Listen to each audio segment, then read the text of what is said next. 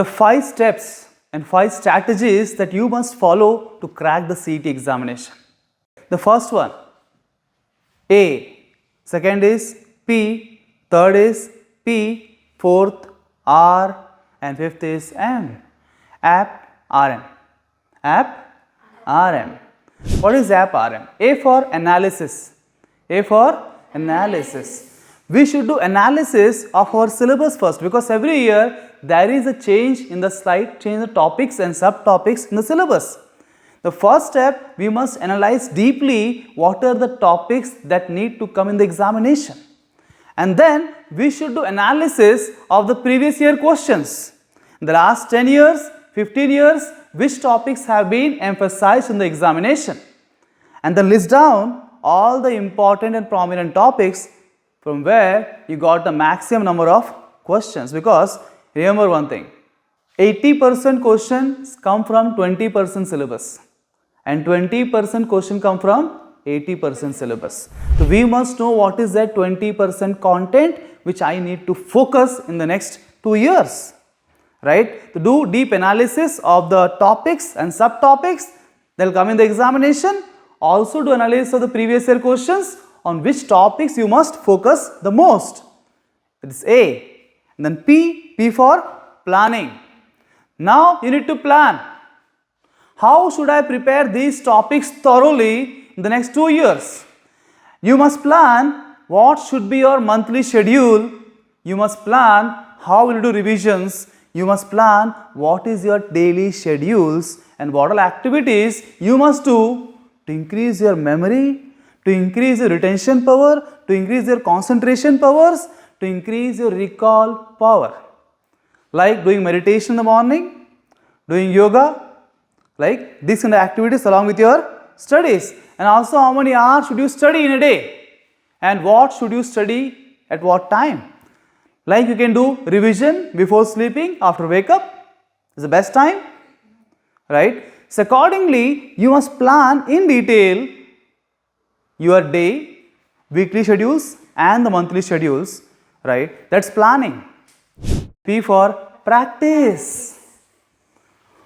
You must practice as much as possible the MCQs, because CET examination is based on MCQ, that is objective type questions. Solve as many MCQs as possible, because your material, the study material or the textbooks does not contain all kind of application based content and theory.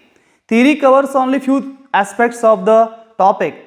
When you solve the MCQs from Sandipani study material, right, we have got our own material for practicing the MCQs. When you practice those MCQs, you practice the previous year questions, you get to know what kind of questions will come in the examination.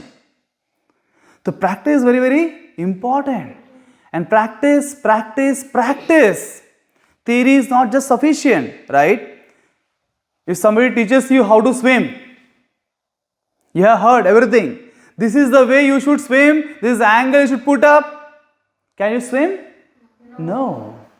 You have to enter the swimming pool and do it, right? Yes. And then after a lot of practice, struggling a lot, then you can swim. The similar way, when you hear in the class, read the books, theory. But when you yourself take out the questions and solve one by one, the first time you are not able to solve, then you go to the solution, check out how to solve it, ask your teacher, find out how it can be solved easily in 1 step or 2 steps by tricks. Our teachers are expert in that. And then do it yourself. First learn from others, then do it yourself again and again and again. When you keep doing it repeatedly, that's called practice. Then you become the expert. Right? So we have covered now A, P, P, R. What is R? Revision. Very, very important. Now you have practiced so many questions. But if you don't revise this again and again and again, we will forget. To improve the retention power and the recall power, we must revise. Remember one thing. If you meet somebody for a day, you met 5 hours. 5 hours you gave to someone today, and then you have not met the person for the next 5 months. Option A. Second option is you divide this 5 hours into 5 minutes. In 1 hour, you have how many 5 minutes? 12 5 minutes. In 5 hours, 65 minutes. That means you can meet the person 60 times in the next 5 months.